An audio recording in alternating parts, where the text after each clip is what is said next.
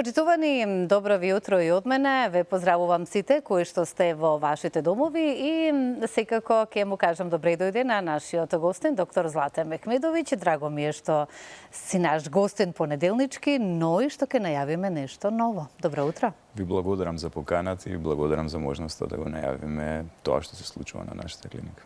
Јас веднаш ќе препуштам да најавиме. Па, еве, ако останува на мене честа јас тоа да го направам тогаш, можам да кажам дека, навистина, она што со гордост можеме да кажеме, дека клиниката во текот на изминатата една година сериозно напредуваше и во делот на инфраструктура, и во делот на кадар, но и најважно сега, она што сакаме да го споменеме, во делот на дополнување на опремата и диагностиката која што се користи од страна на пациентите. Тоа значи дека ќе се зголеми бројот на интервенции, ќе се зголеми бројот на диагностички процедури кои што се користат и се со цел подобро да имаме апликација на физикална рехабилитација и рехабилитација кај популацијата со цел да ја зголемиме функционалноста кај населението, да ја намалиме болката, да ја зголемиме подвижноста, да ги зголемиме еластичноста на мускулите и на зглобовите со цел да можеме навистина да имаме поздраво население. Генерално тоа значи дека ќе имаме и подобра економска состојба, затоа што сметајте дека луѓето кои што имаат хронични дегенеративни промени ќе бидат многу поработно способни и ќе имат можност со помош на новите диагностики и процедури да бидат како што кажав, повеќе присутни на работните места, повеќе активни во слободното време, отколку да бидат по болници или да третираат болести кои што до тогаш ги засегаат. Конкретно на клиниката за физикална медицина и рехабилитација, и ова е само преднајава, ние ќе направиме официјална промоција на која што ќе ги презентираме новите апарати и ова е ексклузивно за телевизија Алфа, нешто што го најавуваме, значи веќе се пристигнати деловите за роботска асистирана терапија што се за горен екстремитет и за роботска асистирана терапија за деца. Чисто да го ставиме тоа во контекст. До сега на клиниката постоеше само така наречен робот, односно роботска асистирана терапија за нозе, за долни екстремитети. Меѓутоа, во текот на изминатата година, особено со помош на Фондот за здравствено осигурување, успеавме да обезбедиме средства со кои што го комплетиравме кабинетот. Тоа значи дека сега било кој екстремитет, кој што има било каква дисфункционалност, може да биде третиран. Значи, не само нозете, може да бидат третирани и раците. А исто така, нема да ги забораваме и децата. Оние кои што се педиатриските пациенти, затоа што и педиатриски оддел кој што помага при одредени заболувања, од кои што се засегнати децата, а се во врска со нивниот мускулоскелетен систем или невролошки систем, истите ќе бидат третирани. Она што е исклучително важно е што таков комплетен кабинет за роботска асистирана терапија, освен во Скопје, не постои до Бања Лука. Значи, толку е сериозна инвестицијата и напредокот во опрема во клиниката за физикална медицина и рехабилитација, што практично стануваме единствена земја во регионот кој што има еден таков комплетен кабинет. Драго ми е што, како што кажавме, ова можеме да го најавиме ексклузивно во нашата утринска програма и тоа вака понеделнички. И посакувам сите ние поготово, еве јас ке се ставам во таа група кои што се соочуваме со било какви проблеми ревматски. Вие ќе ни појасните малку подобро околу тоа. Може да ги користиме така овие апарати, меѓутоа ајде за што поточно кога станува збор за екстремитетите и дали исто може за грб, нели спондилози и така натаму, зашто конкретно? Ајде да појасниме. Конкретно роботската асистирана терапија е таму каде што имаме дисфункционалности на движењето, односно каде што имаме веќе намалување на движењето, обично имаат сериозен ефект кај болести, например, кај децата како што е мускулна дистрофија, а кај возрастните најчесто ги сретнуваме болестите кои што се во форма на последици од мозочни инсулти, како што се парези и плеги. Особено добар ефект имаме кај пациентите кои што имаат хемипарези, односно имаат делумна онеспособеност на половината од телото, на раката и на ногата.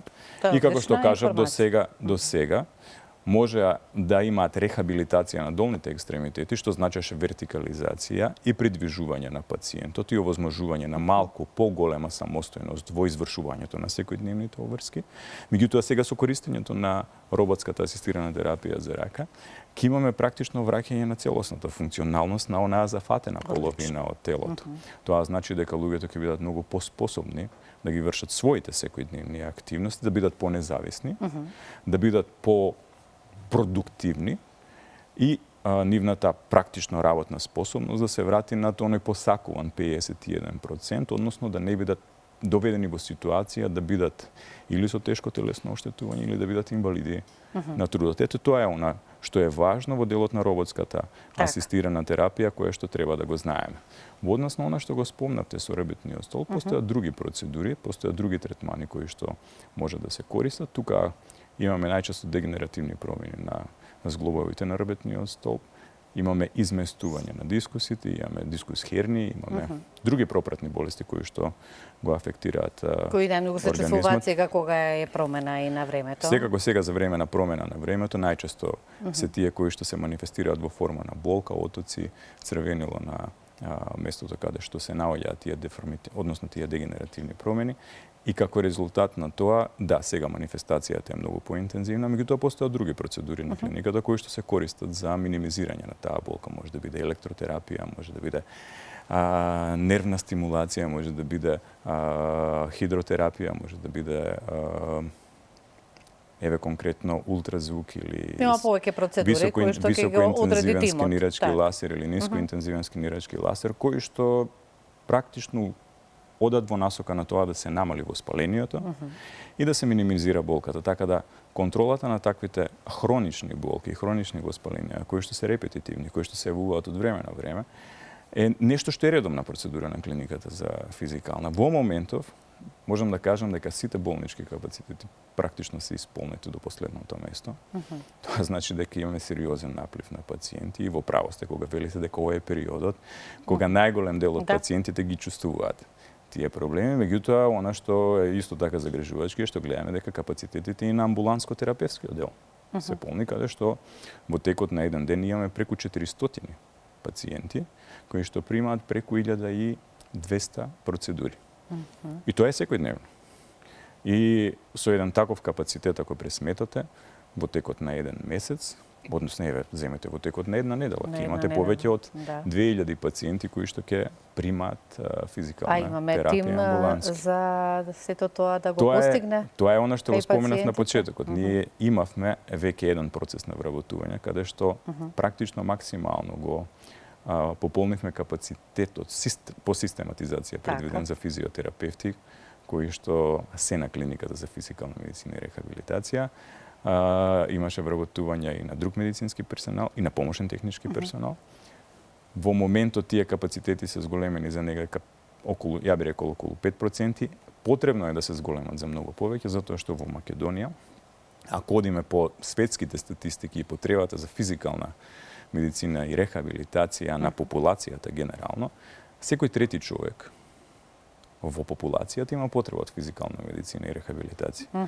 Или преведено во македонски услови, тоа би значило дека најмалку 600.000 граѓани, барем еднаш во текот на годината, ќе имаат потреба од таква интервенција.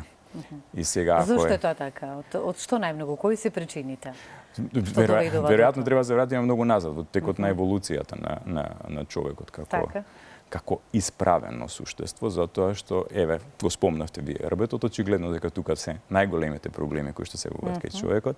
Видете, човекот е единственото животно, во наводници кажано, кое што се исправило на две нозе и продолжило да оди на две нозе континуирано. Сите други ги користат сите 4 екстремитети, вклучувајќи ги оние што се антрополошки најблиски до нас, а тоа се мајмуните.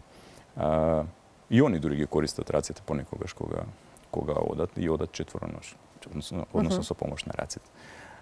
Не постои се уште развиеност еволутивна на таа коскено-мускулна структура, за да може човекот да оди исправено и при тоа да не чувствува проблеми на рбетот.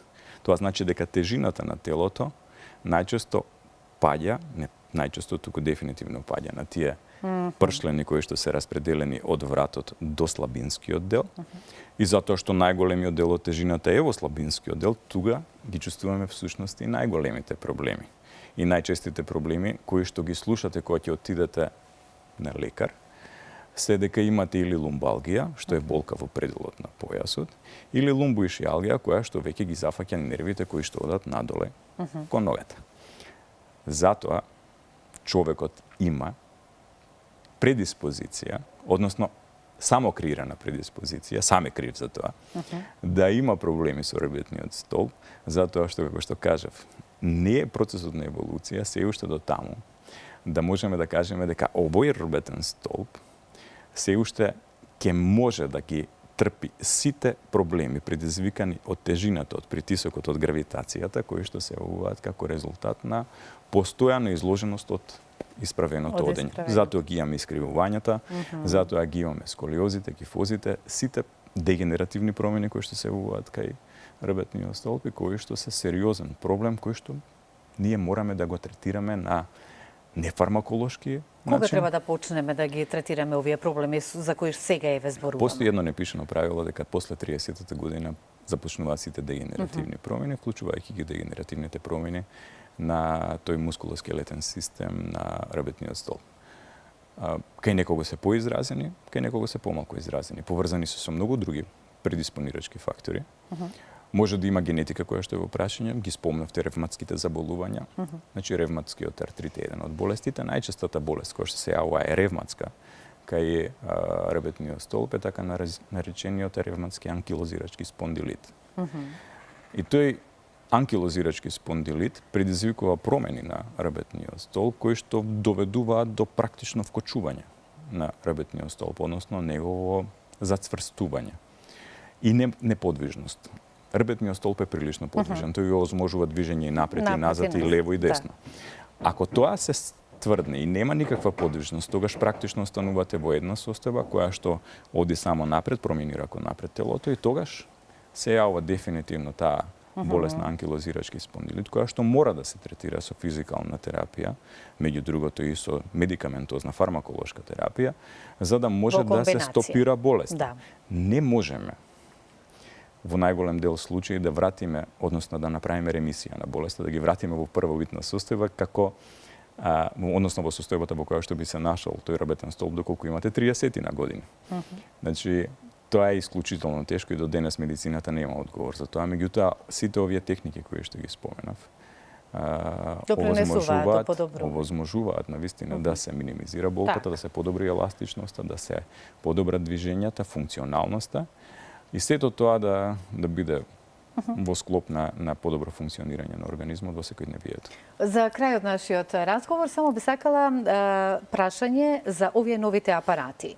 Вработените сигурно таму веќе се како стручен тим и секако очекувате, односно очекуваат да започнат со нивната практика, односно да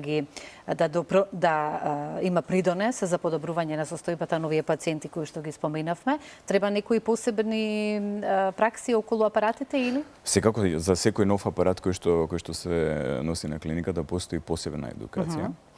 Во текот на изминатата недела заврши првата недела за едукација со новите апарати кои што се пристигнати и се однесуваат на делот на електротерапија, на нервна стимулација и на пресотерапија, односно лимфна дренаж. Во текот на оваа недела ќе продолжи работата со останатиот дел на физиотерапевти и медицински сестри кои што се вклучени во процесот на апликација на таквите процедури. Сакам да кажам дека се работи за бројка од некако околу 70 на вкупно медицински сестри и физиотерапевти кои што се вклучени во процедурата на апликација на терапијата. Во претходната недела половината од нив ја завршија таа едукација. Оваа недела ќе ја завршат другиот дел ќе ја завршат едукацијата. Во периодот кој што следи ќе биде завршена едукацијата и за користењето на роботската асистирана терапија заедно со и ќе имаме оформено стручен тим. Апсолутно, а во делот на дијагностиката, ултразвукот кој што веќе исто така набавен на клиниката, Имавме упатено неколку доктори на едукација и се уште се на континуирана медицинска едукација со можност да го користат ултразвукот непречено во секојдневната работа како дијагностичка процедура. Так. Следниот пат ќе може тоа и да го погледнат нашите гледачи со видеоснимка. Како се тоа изгледа? Се надевам дека многу скоро во текот на наредните неколку недели ќе направиме и официјална промоција заедно со официјалните представници и на Фондот за здравствено осигурување и со драго ми што имавме честа први да најавиме. Со цел да можеме навистина да го најавиме како еден крупен проект кој што има исклучително големо значење за граѓаните. Така да официјално ова го најавивме, меѓутоа официјалната промоција ќе следи. Многу благодарам за гостувањето, секој добро и повторно се гледаме. Ви благодарам и на вас за поканата. Јас ви благодарам да се надоврзам.